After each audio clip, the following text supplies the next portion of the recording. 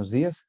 Mi nombre es Eden de la Peña, soy residente de medicina interna y el día de hoy vamos a hablar del tema que el doctor Alejandro mencionó, integración de la inteligencia artificial en el cáncer de pulmón. De antemano, pues le agradezco al doctor Alejandro por su disposición y por la orientación respecto al tema. Muchas gracias. Entonces, en cuanto al orden del día, este es el orden que proponemos. Primero hablaremos un poco de cáncer de pulmón en Colombia. Hablaremos de la tamización y el enfoque del nódulo pulmonar en Colombia. A grosso modo, explicaremos, digamos, como el flujograma para saber estos pacientes, digamos, qué es lo que el proceso que conlleva desde el diagnóstico, desde el sospecha hasta el diagnóstico y tratamiento. Hablaremos de algunas particularidades de nuestro medio respecto al diagnóstico y tratamiento y luego hablaremos ya del contexto de inteligencia artificial de entamización, diagnóstico, algo de estratificación y pronóstico y en el seguimiento de los pacientes con cáncer de pulmón. Muy bien, entonces tenemos, según estadísticas de Globocam, ¿cierto? Que el cáncer sin duda alguna es una de las principales causas de muerte en el mundo. Para el 2020, Globocam nos mencionaba que era responsable de aproximadamente 10 millones de muertes, ¿cierto? 10 millones de muertes para esta fecha. Y el cáncer de pulmón, digamos, era el responsable de 1,8 millones de muertes para esta misma fecha. Y este panorama probablemente no va a mejorar. Para el año 2040 se presupone que habrá una carga mundial de cáncer de 28,4 millones de casos, ¿cierto? Entonces, según estas estadísticas, el cáncer más común para la fecha del 2020 fue el cáncer de mama, seguido pues del cáncer de pulmón, como lo observamos acá en esta gráfica. Entonces es importante, siendo el cáncer una de las principales causas de muerte en el mundo, es importante hacer una detección temprana y un tratamiento efectivo para reducir la mortalidad y la morbimortalidad de estos pacientes y aumentar así la tasa pues como de curación. Observamos en esta gráfica de acá, vean la incidencia en hombres y la incidencia en mujeres, observamos que la gráfica de hombres es básicamente verde y azul, siendo la principal causa, siendo la principal cáncer incidente en hombres de próstata y pulmón el segundo, según estas estadísticas de Globocam 2020. En cuanto a mujeres, observamos que casi que todo es rosado, por lo cual, digamos, el cáncer de mama sería predominante según estas estadísticas. Y en cuanto a mortalidad, observamos que en hombres casi que el azul se adueña de todo el mapa, ¿cierto? Por lo cual es la principal causa de mortalidad por cáncer en hombres y en mujeres ocupa el tercer lugar, como también observamos acá. Estas son estadísticas más recientes, son del American Cancer Society y nos proponen que entonces en cuanto a la incidencia o a los nuevos casos, pues tenemos que para hombres y para mujeres, para cada uno de ellos sigue siendo en primer lugar en cuanto a incidencia, el primer cáncer pues sigue siendo el propio de su mismo sexo, para hombres es de próstata, para mujeres el de mama. Pero vean que para ambos el segundo puesto en incidencia es ocupado por el cáncer de pulmón. Y observamos que para estas estadísticas del 2022, el estimado de muertes, digamos, aquí ya sí el cáncer de pulmón es la primera causa de muerte por causa pues de cáncer. En Colombia, ¿qué tenemos? Según las estadísticas de Globocam, entonces mencionaban que se ocurren aproximadamente más de 6.800, casi 7.000 casos al año, ¿cierto? En cáncer de pulmón. Y la incidencia es de 10,5 por cada 100.000 habitantes. La mayoría de los casos se presentan en las regiones de Antioquia, Bogotá, Risaralda, Valle del Cauca, Huila, Quindío y Santander. Y aquí la mayor prevalencia como tal lo observamos también muy similar en estas mismas ciudades y algunos departamentos. En Colombia es la tercera causa de muerte en hombres y la cuarta en mujeres. Y la tasa de mortalidad vean que hombres es el doble que de mujeres. Es 11,5 por cada 100.000 habitantes en hombres y en mujeres es 6,4 por cada 100.000 habitantes. Muy bien. Entonces, cáncer de pulmón, ¿cierto? La oncología y la medicina, lo que se ha propuesto es que estos pacientes tengan una mayor supervivencia sin sacrificar, pues, como la calidad de vida. Eso es algo importante, pues, también en estos pacientes, ¿cierto? El proceso de precisión diagnóstica sin duda alguna puede tomar tiempo, debido a que también tenemos pocas herramientas de estratificación para un seguimiento personalizado del paciente, ya que incluso entre un paciente y otro con un mismo cáncer, la variabilidad entre ellos es bastante elevada.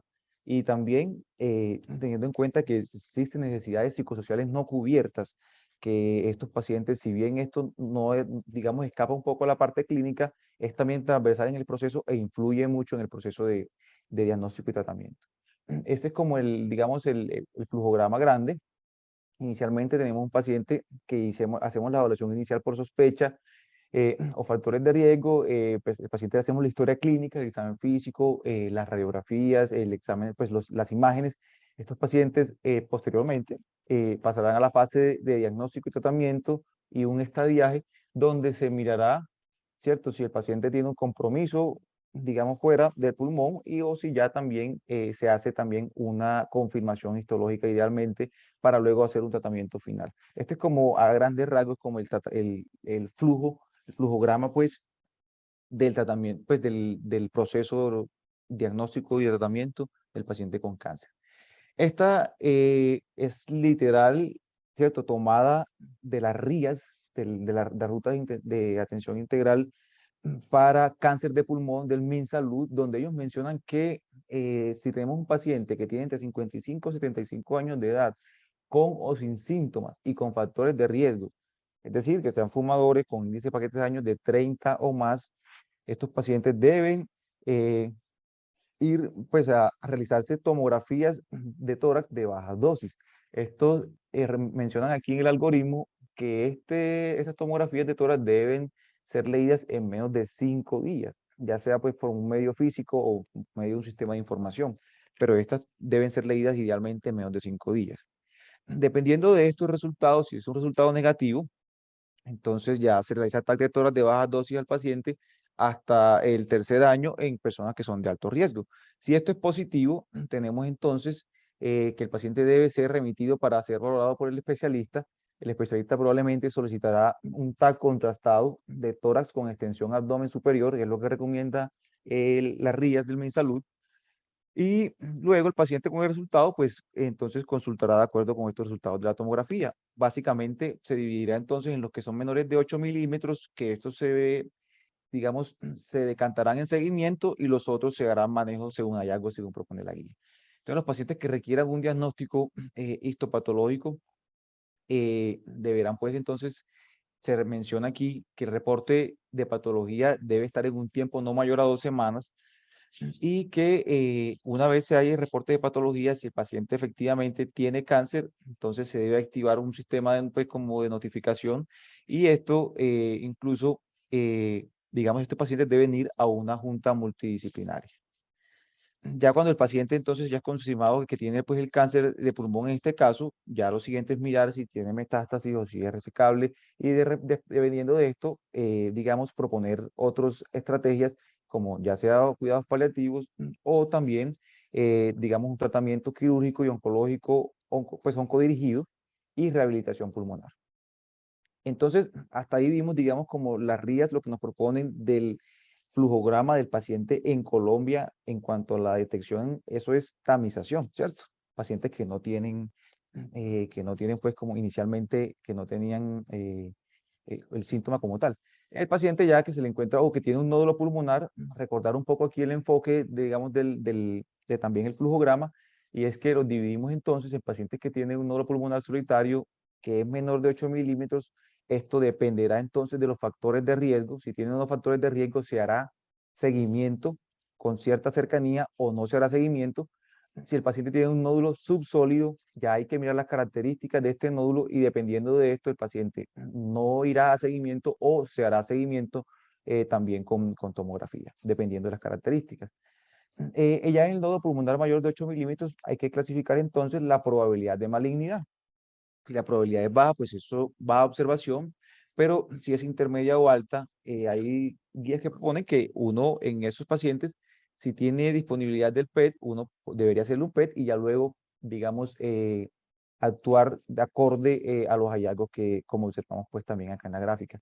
Si no hay disponibilidad del PET o la propensión es a hacerle biopsia al paciente, ya sea por una fibroncoscopia o una punción directa, entonces ya también se seguirán los hallazgos, se seguirán pues como el algoritmo acorde pues como a los hallazgos de esos pacientes, que en el caso que sean negativos, incluso recomiendan nuevamente recurrir al PET.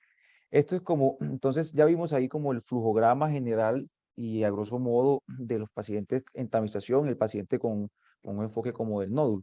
Ahora, en Colombia, ¿cuánto es el tiempo al diagnóstico y al tratamiento, cierto? Estos son datos de la cuenta de alto costo en Colombia y observamos que desde la sospecha médica, ¿cierto? De cáncer de pulmón hasta el diagnóstico, tenemos una mediana de 27 días, pero vemos aquí que hasta el 75% de los pacientes pueden tener hasta un retraso de 60, pues hasta una duración de 60 días o menos, y que puede haber un 25, incluso un 25% de pacientes que pueden tener hasta 130 días en la demora en la demora pues desde la sospecha hasta el diagnóstico. Y algo muy importante para resaltar, que más de la mitad de los pacientes al momento, cuando llegan y se presentan al momento del diagnóstico, ya tienen estadios avanzados de su cáncer de pulmón.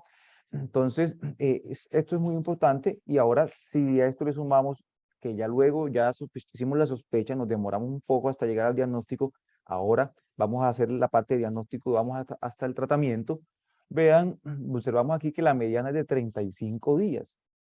¿Cierto? Siendo incluso en el 75% de los pacientes demorándose incluso hasta unos 60 o 70 días aproximadamente o menos, y un 25% de los pacientes casi que demorarían hasta los 150 días.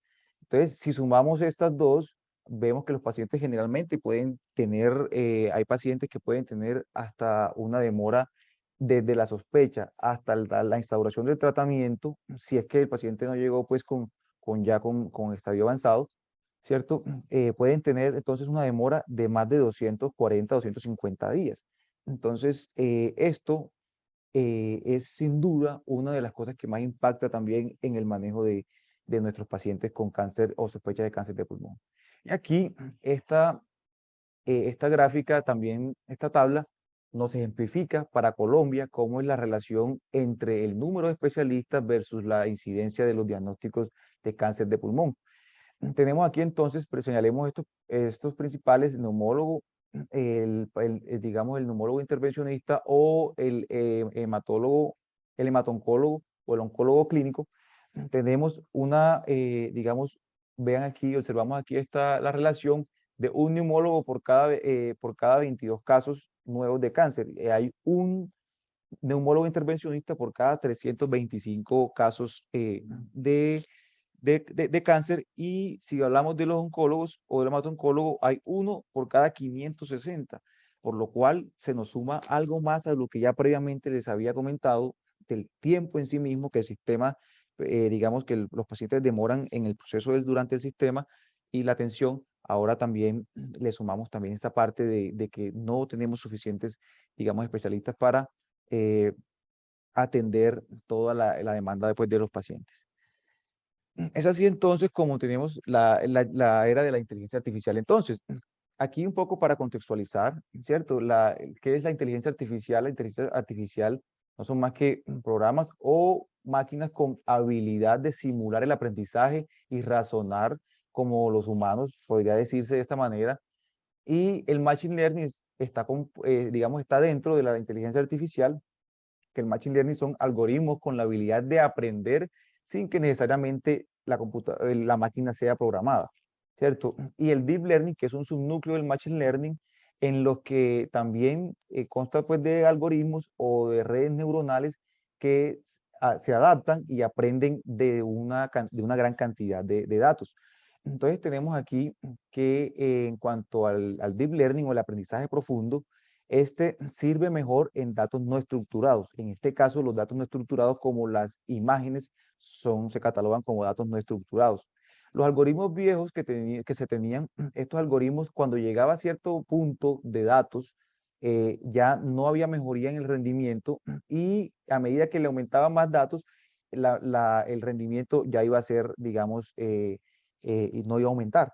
Sin embargo, con el Deep Learning tenemos la ventaja de que mientras más datos tenga, mejor va a ser el rendimiento del Deep Learning.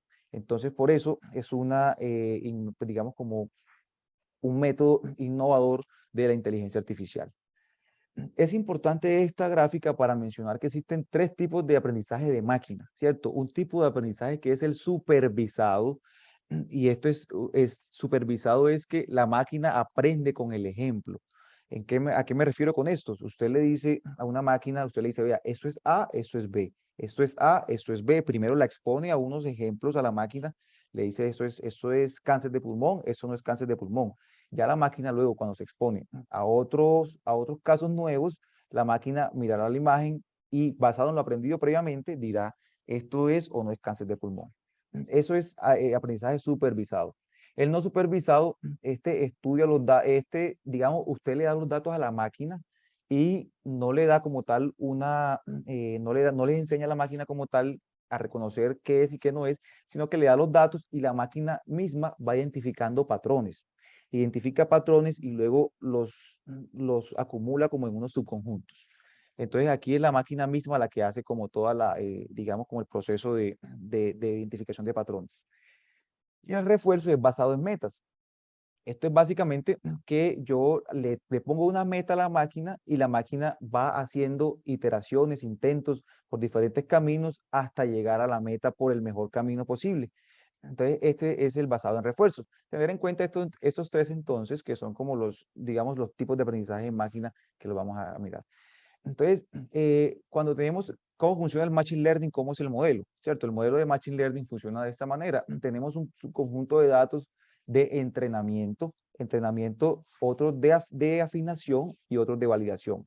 En el entrenamiento, yo le doy a la máquina unos datos para que la máquina se entrene y adquiera experiencia, por decirlo así, respecto a estos datos. Una vez la máquina adquiere la experiencia, ya pasa luego a un conjunto de ajustes de estos datos y luego con la validación con la tercera subconjunto de validación, ya aquí es donde yo voy a obtener unas métricas que es la sensibilidad, especificidad, el valor predictivo positivo o negativo y el área bajo la curva y la tabla 2x2. Generalmente aquí es donde, digamos, la máquina ya luego, con los datos que yo le di, con el ajuste y con la validación, me predice ya sea diagnóstico o pronóstico. Muy bien. ¿Esto qué es entonces el CAD? ¿Qué es el sistema de decisiones, digamos, sistema de soporte a las decisiones clínicas?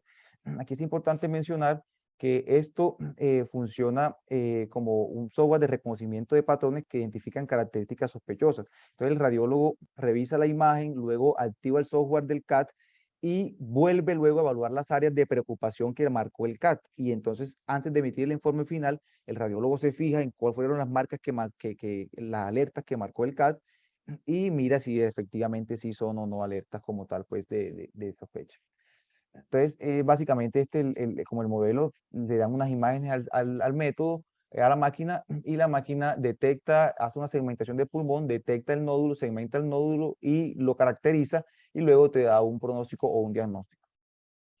En cuanto a las redes neuronales convolucionales, esto es un algoritmo de deep learning y es supervisado. Recordemos, si es supervisado, en este caso es a la máquina se le dan los datos. Cuando hable yo de CNNs o de redes neuronales convolucionales, es lo mismo que CNN en el inglés, me estaré refiriendo a este tipo de algoritmos donde usted a la máquina le da los datos y le dice, vea, esto es cáncer de pulmón y esto no es cáncer de pulmón, esto es cáncer y esto no es cáncer. Ya la máquina, de acuerdo a esa experiencia, luego hace todo este proceso para luego poder dar, digamos, un veredicto cuando se exponga nuevamente a un nuevo caso diferente a los que ya haya estado expuesta y ahí dará una predicción. Entonces es importante tener en cuenta esto. La radiómica es importante porque hace parte también del deep learning y estudia características de las imágenes médicas que son imperceptibles a los humanos mediante aplicación de diferentes algoritmos con el objetivo de asociar esto a patologías. Vean aquí entonces cómo ella identifica sitios de interés, ya sea, digamos, compartimentos grandes o puede ser subcompartimentos donde está el tumor, lo pone luego en 3D y luego, digamos que lo especifica y ya, bueno, aquí observen en esta imagen acá, lo que para nosotros es un 8 de una imagen, para la radiómica, esto es números, es matriz. Esto se llama una matriz y donde observen aquí el número 8 lo observamos acá, pero observamos que, digamos, en el margen donde debería estar la imagen, lo que hay son números. Entonces, por eso, así es la manera en cómo actúa pues este método de la radiómica. Y es importante que esto también permite extraer datos diferentes al diagnóstico, es decir, usted esto le puede decir, vea, este tiene la probabilidad de tener cáncer de pulmón cáncer de pulmón con mutación de tal del gen GFR, por ejemplo, o este es cáncer de pulmón sin mutación del gen GFR, por ejemplo. Entonces, es importante también porque me puede dar esa, además, un pronóstico de, digamos, de qué posible mutación pueden tener estos pacientes. Entonces, vamos a hablar un poco ya de inteligencia artificial en tamización y tenemos aquí básicamente para exponer aquí que la radiografía de tórax en este estudio es donde se evaluó la incidencia pues como de cáncer de pulmón en radiografía anual versus no radiografía. No, si bien hubo no hubo ni diferencia en la incidencia de cáncer de pulmón, ni tampoco hubo diferencias en la mortalidad en los pacientes que tenían, que eran expuestos a radiografía versus no radiografía como tamización, digamos, en cáncer de pulmón. Y este es el estudio, el NLS, el estudio que demostró pues del ataque en bajas dosis. Este estudio intentó determinar si había detección, pues si la detección con TAC de dosis baja podía reducir la mortalidad en cáncer de pulmón. Fueron más de 53.000 pacientes, eran pacientes de alto riesgo con cáncer de pulmón, eran entre el 2002 y el 2004, y estos pacientes en la intervención eran 3 exámenes de detección anual con TAC de dosis bajas versus radiografía. Tenemos el desenlace de mortalidad y vemos aquí en los resultados que hubo, digamos, una mayor detección de cáncer de pulmón y una disminución en la mortalidad en los pacientes que fueron expuestos a tomografía de baja dosis. Por eso es que entonces se recomienda la tomografía de bajas dosis como tamización en el paciente con cáncer de pulmón. ¿Qué tenemos entonces en la inteligencia artificial respecto a la parte de tamización? Tenemos este estudio eh, chino, donde ellos intentaron desarrollar y validar un modelo de predicción del riesgo, un modelo prospectivo, y esto modelo que quería era identificar los pacientes en riesgo de cáncer de pulmón. Utilizaron unos datos basados en la historia clínica electrónica, extrajeron datos de más de 873.000 pacientes. Esto fue una cohorte retrospectiva inicial.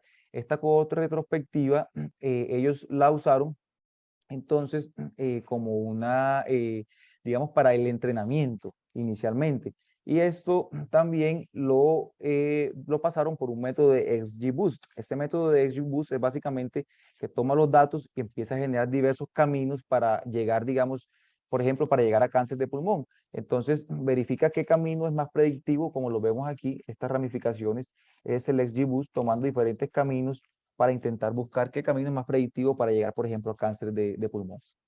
Entonces, esta cohorte retrospectiva se tomó como inicialmente para el entrenamiento, luego se hizo el método de calibración y la validación prospectiva se hizo en más de 830.000 pacientes, que fue una cohorte como tal retrospectiva. Estos datos, entonces, se introdujeron en un algoritmo de aprendizaje automático para predecir el riesgo de desarrollar cáncer de pulmón a un año, y observamos que en cuanto a esta predicción de cáncer de pulmón a un año, el área bajo la curva del rendimiento fue de 0.8, por lo cual los autores mencionaron que tiene un buen rendimiento para identificar a las personas en riesgo, lo cual facilita una detección e intervención, digamos, de manera más intensiva. Algunas limitaciones de este estudio es que faltaban muchos datos, como por ejemplo datos importantes como el tabaquismo. No se tuvieron en cuenta la exposición ocupacional ni el antecedente familiar de cáncer de pulmón, porque estos datos no estaban en la historia clínica. Y también hubo un subregistro en la historia clínica del diagnóstico de cáncer de pulmón, por lo cual esto me pudo subestimar la prevalencia como tal. Esas son como las limitaciones principalmente de este estudio. ¿Qué tenemos en redes neuronales convolucionales en tamización?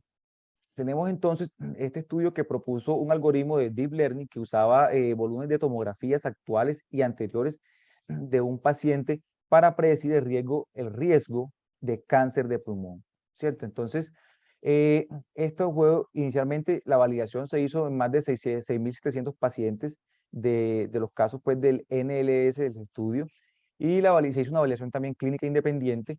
En esta validación clínica independiente que se hizo, hubo un área bajo la curva de 94.4, es decir, que una muy buena, con un muy buen rendimiento.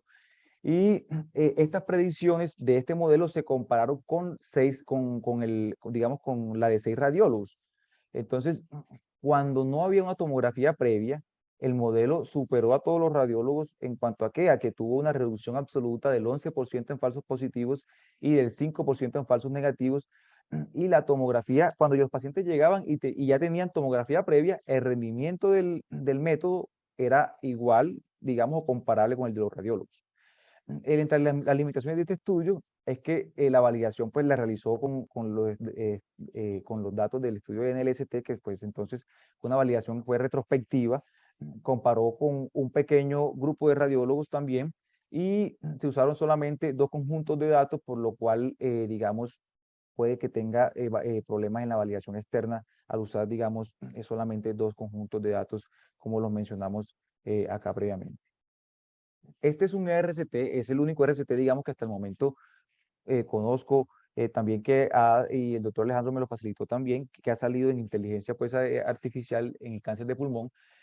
Y el objetivo fue evaluar si digamos, el CAT, ¿cierto? O el sistema, pues, como el sistema pues, de apoyo de decisiones clínicas, mejora la tasa de detección de nódulos pulmonares en radiografía, ¿cierto? Entonces fue un RCT abierto, fue pragmático, en un centro de Corea del Sur. Los pacientes se sometieron a una radiografía de tórax entre julio 2020 y 2021. El grupo de intervención, aquí lo vemos, eran más de 10.400 pacientes en general. Fueron aleatorizados entonces y se le autorizaron al grupo de intervención, que era el grupo de inteligencia artificial, y al grupo de no intervención, que era el grupo que no tenía inteligencia artificial. Fueron 5.200 y 5.200, muy similar inicialmente en ambos grupos. Importante que aquí habían unos radiólogos y de entre ellos uno que era el que, digamos, que tenía experiencia, interpretó cada radiografía. Recordemos que el sistema de soporte a las decisiones es un sistema que no es aislado de la parte médica. El sistema es en conjunto con el médico, con el radiólogo, como les expuse previamente el ejemplo. Entonces, aquí están los pacientes. Observamos que en el seguimiento de los pacientes que estaban en el grupo, en el brazo de inteligencia artificial, en el seguimiento de los 5.238, 122 tenían reportes positivos en la radiografía y 100 tenían reportes, digamos, habían tenido reportes como tal en la radiografía, pero entonces la diferencia era que uno estaba en el grupo de inteligencia artificial y el otro no, ¿cierto? En el seguimiento observamos aquí, en esta la figura 1, que 2.425 y un número muy similar fueron los que tuvieron una tomografía, digamos, dentro de los 3 meses para poder comparar bien. ¿Cuál fue el desenlace primario de este RCT?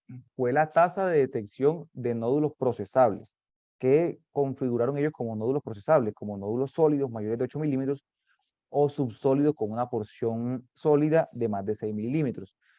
Esto debía legalmente confirmado en tomografía en los siguientes 3 meses. Aquí observamos ya lo que se le hicieron tomografía inicialmente. Aquí está la población, la base de características clínicas de este RCT, donde observamos básicamente que la mediana de edad era de 60 años y que no había diferencias en cuanto, por ejemplo, fue distribuido casi que similar en cuanto al femenino y masculino, y no había diferencias en cuanto al estado de fumar, al estado de historia de cáncer y al estado de las comorbilidades. Vemos que en realidad fue muy similar en ambos grupos. En cuanto entonces, el desenlace tenemos que el desenlace de detección, ¿cierto? De nódulos procesables en la radiografía, observamos que hubo mayor, digamos, detección en el grupo de inteligencia artificial con un OR de 2.4, quiere decir a favor de este desenlace positivo porque queríamos detectar nódulos en la radiografía, entonces a favor de la inteligencia artificial este OR. Entonces, y en desenlace secundario, digamos, en cuanto a detección de nódulos para malignidad, también fueron acá más en el grupo de inteligencia artificial que en el grupo, pero no siendo como tal significativo.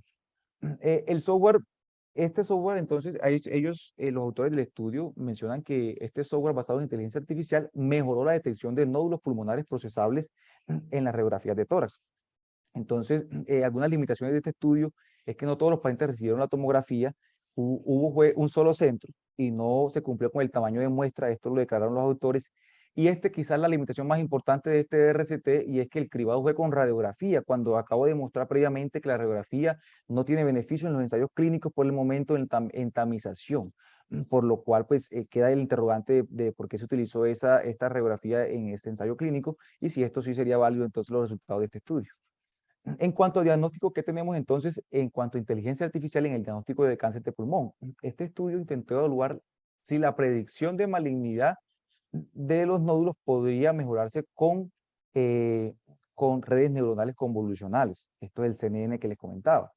Entonces eran participantes del ensayo NLS y fueron subgrupos de pacientes con cáncer de pulmón y con controles positivos de nódulos. En la cohorte 1, que fue la cohorte de entrenamiento para entrenar a la máquina, fueron 85 nódulos de cáncer de pulmón malignos y 176 controles positivos de nódulos.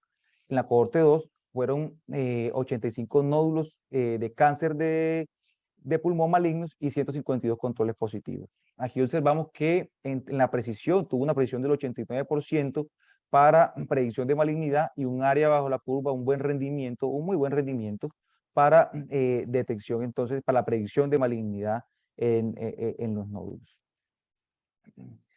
Este otro estudio es de la radiómica principalmente. El objetivo de este estudio fue diferenciar entre el cáncer de pulmón de células no pequeñas y adenocarcinoma, pues adenocarcinoma y el cáncer de pulmón de células pequeñas por la radiómica.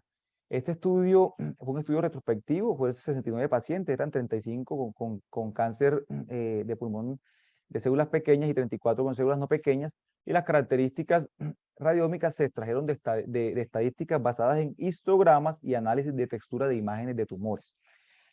Aquí vemos entonces el rendimiento en clasificar si era o no era de células pequeñas. Vemos aquí que tiene un área bajo la curva también considerablemente buena, de 0.9, y esto se mantuvo incluso sin mayores datos clínicos, cuando no se aportaron pues como mayores datos clínicos.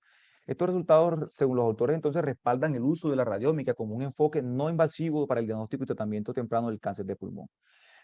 Si miramos entonces inteligencia artificial en pronóstico de cáncer de pulmón, tenemos este estudio que intentó estimar el riesgo de recurrencia después de la cirugía en pacientes con cáncer de pulmón de células no pequeñas, mediante radiómica. Se recopilaron entonces retrospectivamente los datos de 124 pacientes con cáncer en estadio 1A, 2B, tratados quirúrgicamente desde el 2008 hasta el 2013.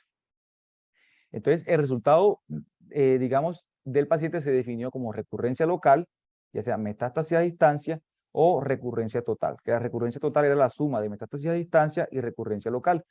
Pero ellos principalmente que quisieron mirar fue recurrencia local. El desenlace inicial de ellos fue recurrencia local, por lo cual es el que marco y señalo aquí. Vemos entonces que cuando en el grupo de pacientes, digamos, que solamente se catalogaron por estadios, vemos que el rendimiento del área bajo la curva fue de 0.5, bastante, pues, muy aceptable. Y cuando se hizo la radiómica sola, se aplicó pues el método de radiómica solo, estos pacientes tuvieron un aumento en el rendimiento con un área bajo la curva de 0.7, pero el mejor rendimiento lo tuvo cuando se combinó radiómica con estadiaje con un área bajo la curva de 0.75. Y es así como estos autores declaran que la combinación de radiómica más la estadificación del TNM superó la estadificación sola, ¿cierto? En la estimación individualizada del riesgo de recurrencia en pacientes con cáncer tratados quirúrgicamente.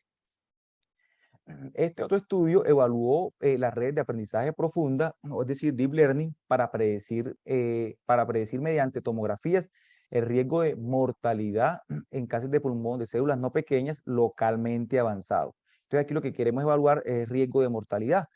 Esto utilizó el método de CNN o redes neuronales convolucionales, ya como lo expliqué previamente lo que era. Esto constó de un conjunto A de 179 pacientes con cáncer en el estadio 3 con quimio y un conjunto de validación B de 89 pacientes con cáncer tratados con quimioterapia. Entonces, aquí miramos que el rendimiento del modelo, como observamos acá inicialmente, el rendimiento de modelo no era, digamos, como era aceptable inicialmente, pero a medida que se fue haciendo, digamos, en cada escaneo de seguimiento adicional en el modelo de redes neuronales convolucionales, estos pacientes tuvieron una mejoría en el área bajo la curva, es decir, en el rendimiento para predecir el riesgo pues, de mortalidad en pacientes con cáncer localmente avanzado. Vemos aquí a un año un rendimiento de 0.8, como lo observamos por acá. Muy bien, entonces cuando ya estamos avanzando, entonces generalmente cuando tenemos un paciente que ya hicimos el diagnóstico de cáncer de pulmón y se le instaura el tratamiento, el clínico cuando va a ver al paciente, ¿cómo hace para saber si está respondiendo o no al tratamiento? Es importante saber entonces que el 15% de los cánceres en estadio temprano y aproximadamente un 66% en estadio avanzado tendrán una progresión de la enfermedad y de esto y también morirán pues como a 5 años de tratamiento. Para evaluar entonces el paciente, que es muy importante saber si está respondiendo o no al tratamiento, se proponen el RECIST. Se le pide al radiólogo que haga un protocolo RECIST para saber si el paciente está respondiendo o no a la terapia.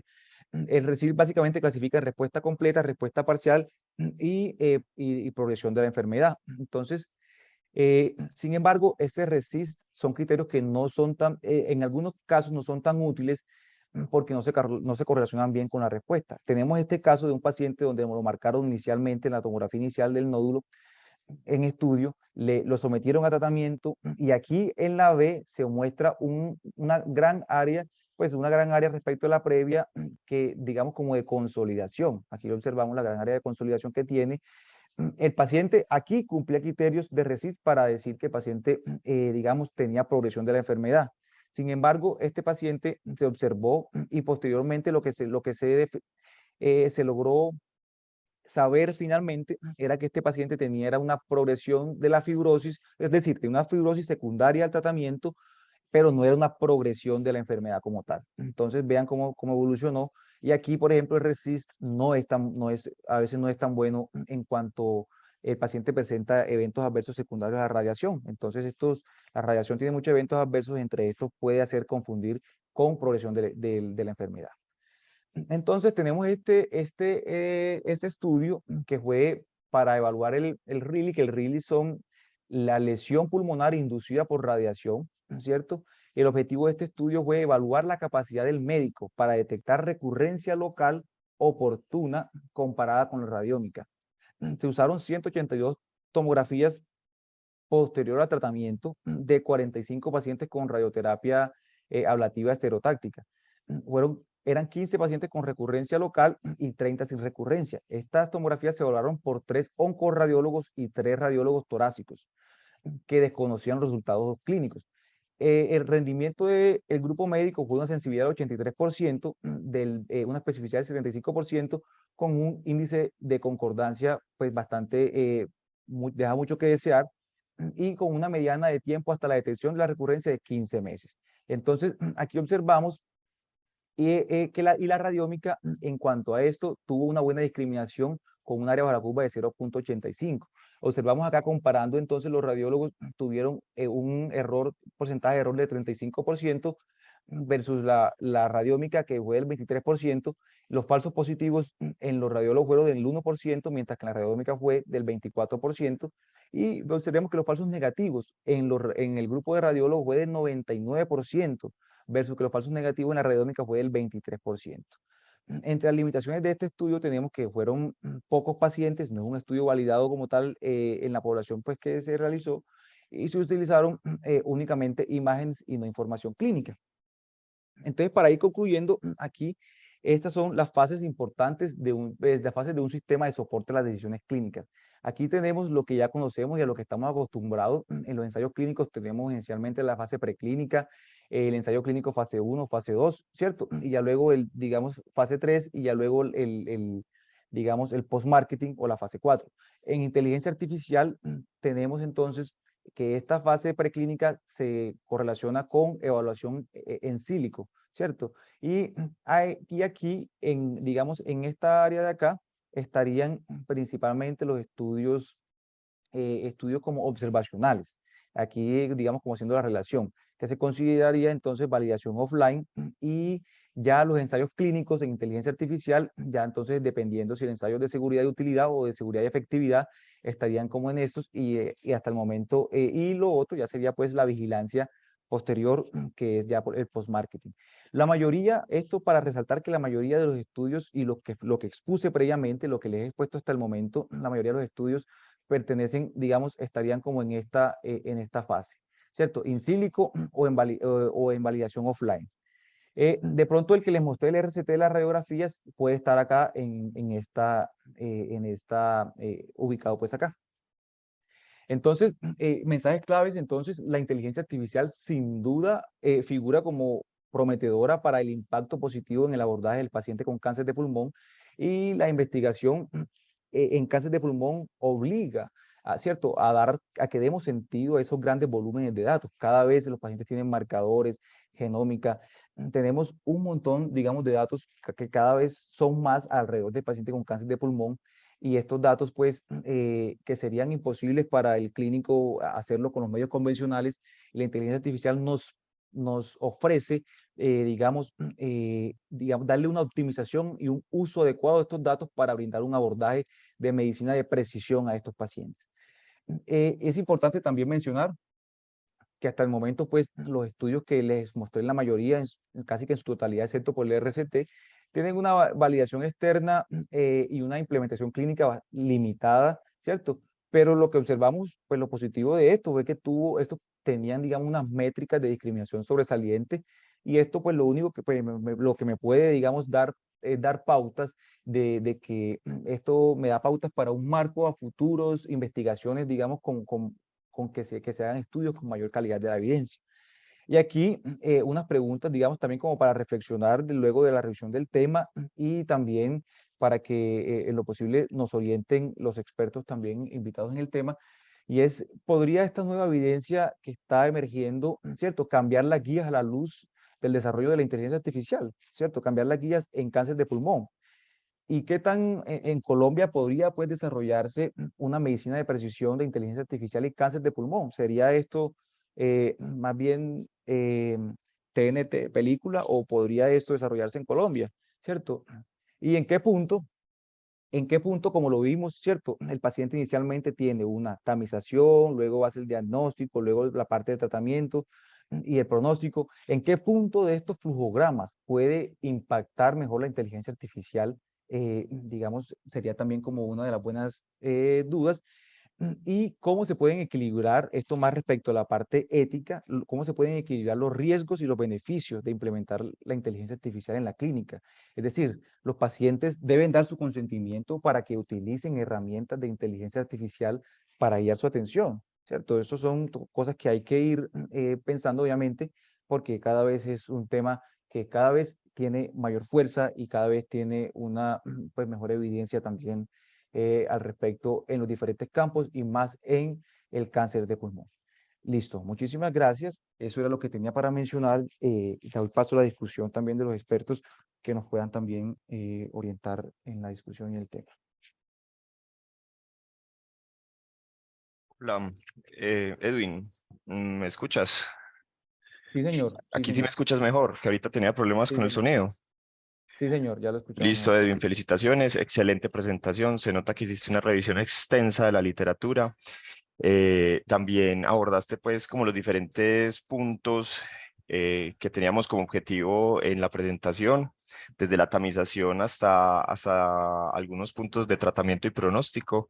Pues nos diste como un contraste bien interesante sobre el problema que tenemos en Colombia y cómo ahorita pues esta tecnología disruptiva está entrando y realmente nos deja bastantes dudas al final sobre cómo podríamos nosotros desde aquí, de un país como nosotros con ingresos medios, empezar pues a implementar este tipo de sistemas.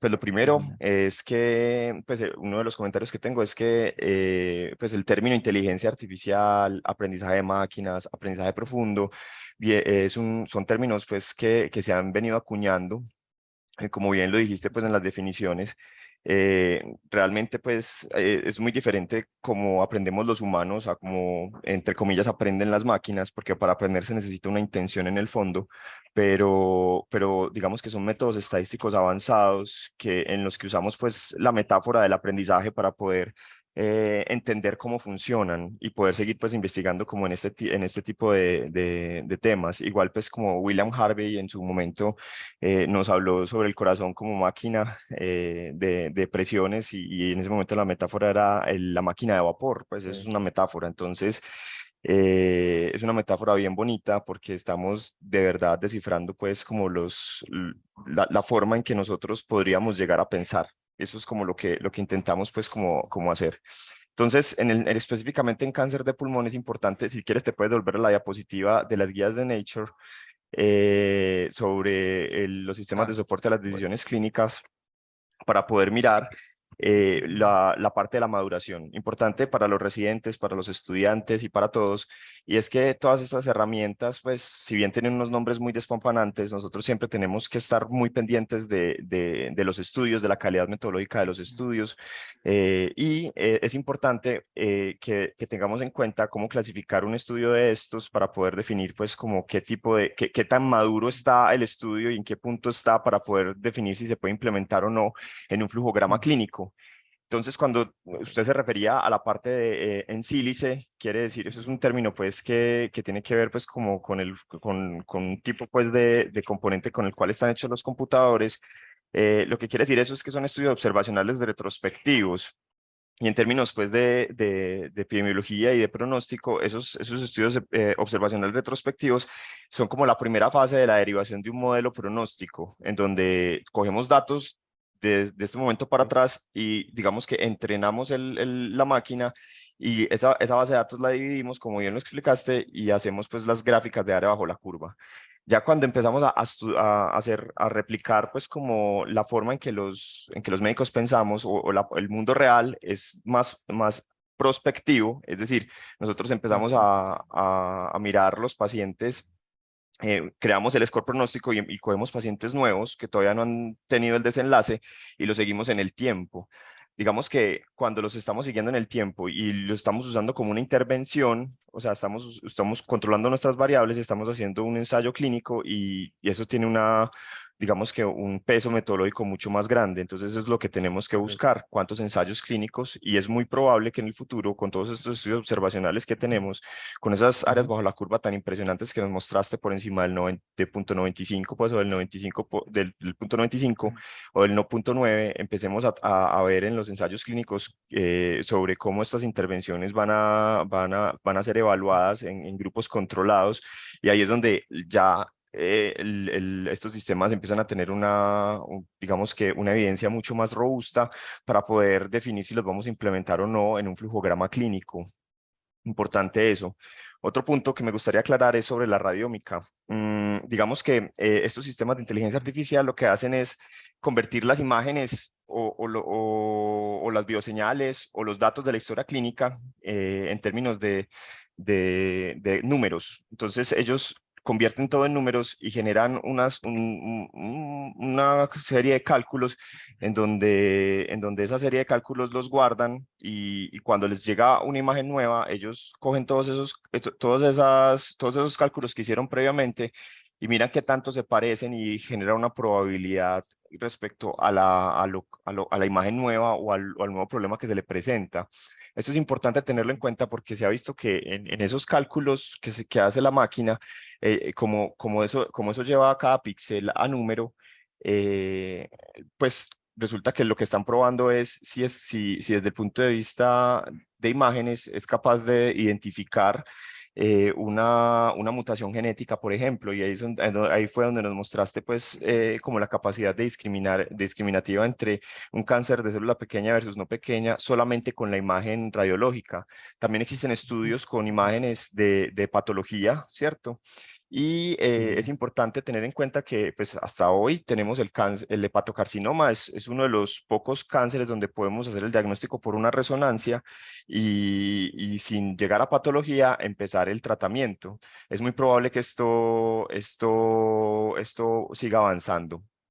Ahora, Ok. Con respecto a los datos clínicos, me pareció muy interesante el punto de tamización, porque resulta que los factores de riesgo clásicos, o como los conocemos nosotros, es muy probable que cambien hacia una medicina más de precisión, porque todo eso que registramos los médicos en la historia clínica lo lleva al sistema, lo analiza y empieza a generar pues un score de riesgo con muchas más variables que los scores que conocemos clásicamente. Pues uno muy conocido, el score de Framingham, pues en donde tenemos como unas pocas variables. Lo que hace estos sistemas es coger muchas variables de las historias clínicas y empezar a hacer como un score de riesgo mucho más personalizado.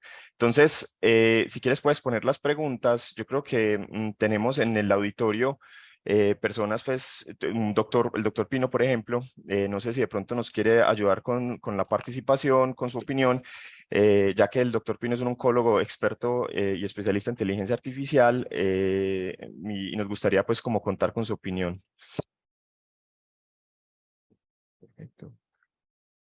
El doctor, pues ya tiene como panelista, podría activar el micrófono. Dame un minuto, Alejo, qué pena. Listo, doctor, no hay problema.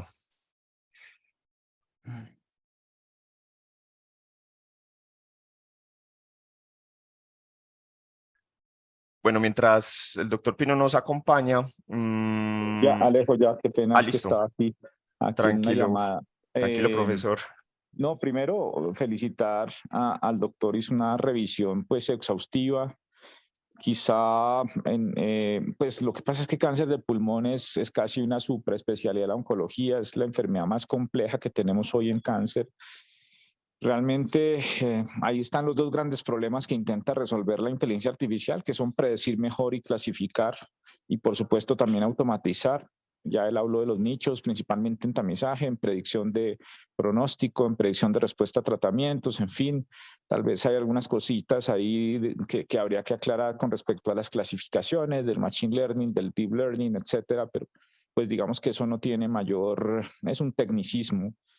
Solo quería aportar que hoy en día el MIT acaba de publicar en enero de este año en el JCO un algoritmo que es como la evolución del algoritmo de Ardila, y es básicamente una red neural de convolución optimizada basada en los pacientes del NSLT sin factores de riesgo. Es decir, eso es básicamente un análisis de imágenes muy autónomo, y ha causado mucho revuelo. Entonces, perdóname que me acaba de entrar otra llamada, Alejo. Discúlpame que hay como un tema aquí. Y dame 2 minutos y vuelvo acá y les cuento del algoritmo de Civil. Listo, no hay ningún problema. Tenemos también preguntas en el chat. Nos hablan sobre un software que combina Machine Learning y procesamiento natural del lenguaje, que sea alguna referencia para el uso de medicina diagnóstica, y si tiene validez hacer estudios diagnósticos y tener en cuenta datos clínicos, ni los GS. No sé qué será GS, pero bueno.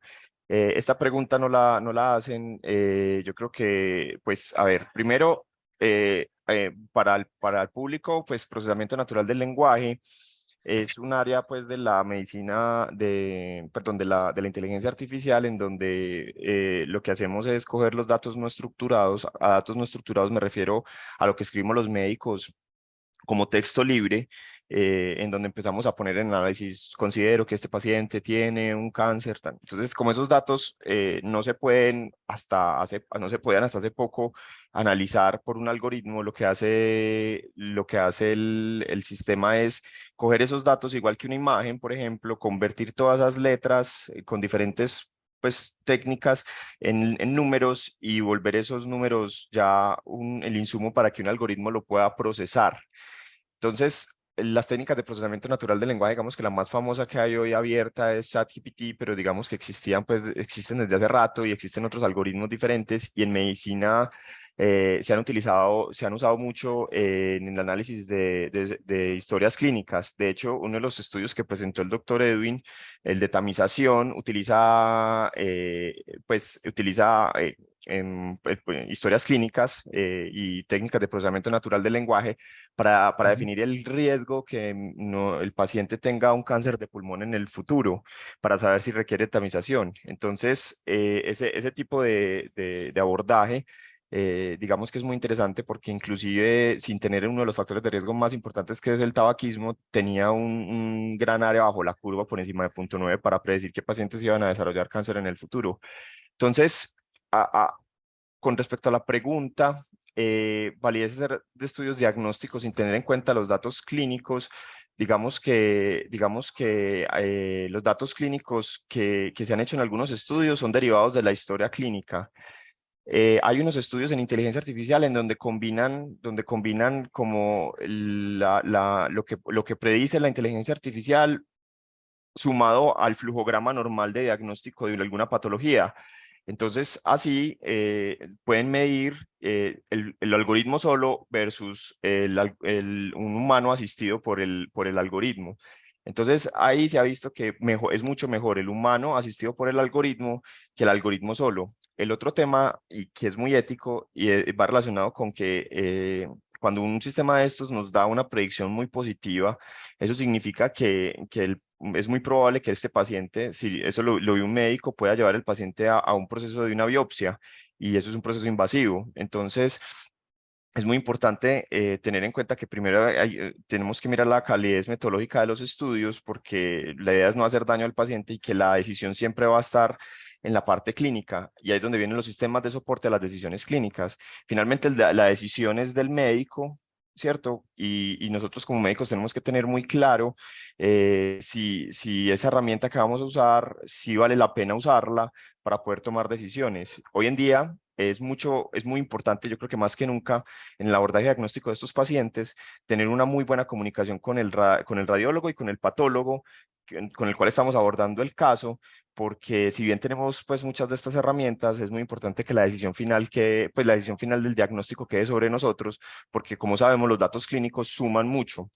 Y el problema que plantea el doctor sobre el gold standard es bien importante, porque se ha abordado en algunos editoriales, en una editorial del New England que habla sobre inteligencia artificial y cáncer, y es sobre que muchas veces el CAPA, como lo mostró en los estudios del doctor Edwin, el CAPA entre los patólogos para definir si es cáncer o no, no es muy bueno en los diferentes estudios.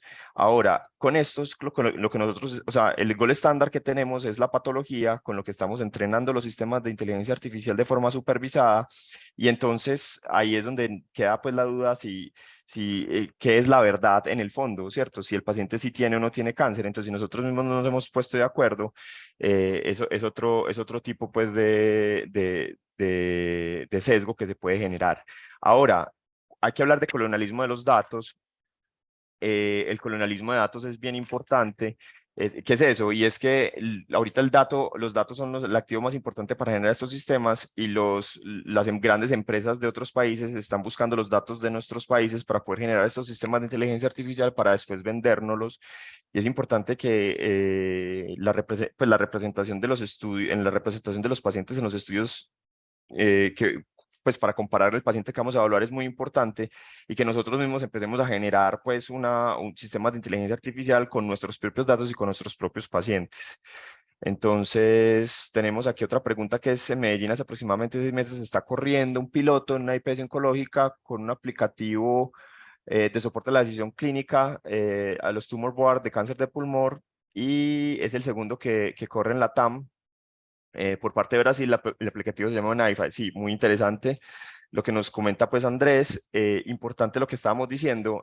Hay algo hay algo en inteligencia artificial que es que la democratización de estos tipos de algoritmos, y es que realmente no, eso no es algo que sea pues como el tercer mundo, sino es que es algo que podemos desarrollar aquí con las facultades de ingeniería, y que también hace posible pues como empezar a generar todos estos sistemas. No sé si Vale, de listo, pronto... ya Ah, volví. doctor, listo. Qué Bienvenido de pena, nuevo. qué pena, pero se colisionaron varias situaciones, pero bueno, mira, Tranquilo. entonces le recomiendo el artículo, está en Journal of Clinical Oncology, enero 2023, es el grupo de la doctora Regina Barzilay del MIT, el algoritmo se llama Civil, lo revisan, realmente es una evolución del algoritmo Ardila, pero hay una cosa que dijo el doctor también muy importante, y ellos lo enfatizan al final, y es que no es un algoritmo extrapolable a los latinos y a poblaciones minoritarias, porque obviamente fue entrenado con datos americanos del NLST y posteriormente validado en sets de imágenes americanas, del Mass General. Entonces, eso es supremamente importante en todo este tema de algoritmos de inteligencia artificial. Ahora anda muy de moda, también el doctor mostró un artículo en donde uno hace esquemas multimodales, es decir, tú construyes esencialmente una arquitectura de una red neuronal profunda. Si vas a usar imágenes, pues tienes que hacer convolución. Y en la capa profunda, digámoslo, como parte de la capa de conexión, haces o implementas un modelo de ensamble. En este caso puede ser un random forest o puede ser por ejemplo, un XGBoost o un CatBoost, y lo alojas como parte de la red neuronal, le montas una función de activación previa y posterior para tratar de optimizar los pesos, y en ese modelo de ensamble, o sea, tú tienes la red neuronal para analizar imágenes, una convolución obviamente, y en ese modelo que le metes adentro, incluyes datos de diversa índole, datos clínicos, datos inclusive radiómicos, etcétera, etcétera. Y esos son esquemas multimodales que obviamente hoy están muy de moda. Arquitectónicamente son muy difíciles de hacer, computacionalmente son de mucho gasto, pero hay al menos ya 2 modelos en cáncer de pulmón particularmente que han optimizado la posibilidad de hacer una predicción multidimensional de no solamente el tema de diagnóstico, sino obviamente enlazarlo con otras dimensiones. También se los recomiendo. De hecho, en uno de los clubes de revista que están alojados en el canal de YouTube de Hipócrates, hicimos un análisis de uno de esos modelos o esas arquitecturas multimodales, que es a donde se está moviendo la inteligencia artificial, porque acuérdense que nosotros lo que tenemos que hacer es modelos mecanicistas. Los modelos de un solo modelo, perdónenme la redundancia, no son útiles porque la enfermedad realmente es muy compleja y muy dinámica. Entonces los modelos multimodales o las arquitecturas multimodales mejor permiten moverse hacia modelos mecanicistas, que es lo que necesitamos en medicina. Y para finalizar, hay un tema que mencionó el doctor y que yo creo que así sí es como aprende el ser humano, o como más similar aprende una máquina como el ser humano, que es el aprendizaje reforzado. El aprendizaje reforzado esencialmente tiene un agente, un medio ambiente, unas políticas de acciones, unas acciones y unas recompensas, y eso puede matematizarse, crearse en un esquema de entrenamiento, y de hecho así fue como entrenaron una parte del ChatGPT, que es un aprendizaje reforzado con feedback humano. Así se están moviendo hoy muchos modelos en medicina, porque realmente es la forma más parecida como el ser humano aprende, y hay al menos en cáncer de pulmón hay al menos dos modelos en predicción de respuesta con base en entrenamiento reforzado, que es un subcampo de la inteligencia artificial supremamente interesante. Y si a esto le adicionamos lo que mencionaba Alejo, de procesadores de lenguaje natural para hacer una minería de datos inteligente, si a esto le adicionamos todo el tema de IA generativa, como el ChatGPT, pero adicionalmente para optimizar estas herramientas de soporte a la decisión, pues vamos a estar en un ecosistema bastante tentador. Yo realmente finalizaría diciendo que si estamos en capacidad de hacer inteligencia artificial para cáncer de pulmón o en general aquí en Colombia, yo diría que sí, pues ya lo han hecho ustedes en la universidad, tienen varios ejemplos en donde ha estado liderando Alejo. Nosotros en Uniandes estamos trabajando otros temas. En fin, creo que esto pues está partiendo de la universidad. Debería haber una alianza universidad-empresa privada. Hola, profe. ¿Se me fue? Sí, un poquitico. Ya volvió. Ok, no, finalizando que sí podemos hacerlo, necesitamos hacer mejores alianzas y necesitamos creérnosla, porque no podemos ser consumidores de algoritmos. Es decir, no puede llegar Civil a enseñarnos cómo se hace una predicción de riesgo de cáncer de pulmón en imágenes, porque no tiene nuestras imágenes. Entonces ahí está el compromiso de las universidades de hacer alianza universidad-empresa privada, gobierno idealmente, para poder generar nuestros propios algoritmos y hacer una suerte de alojadores de algoritmos que permitan resolver nuestros problemas con nuestras herramientas. Eso pues no requiere mayor complique, es decir, la arquitectura está, la capacidad computacional está.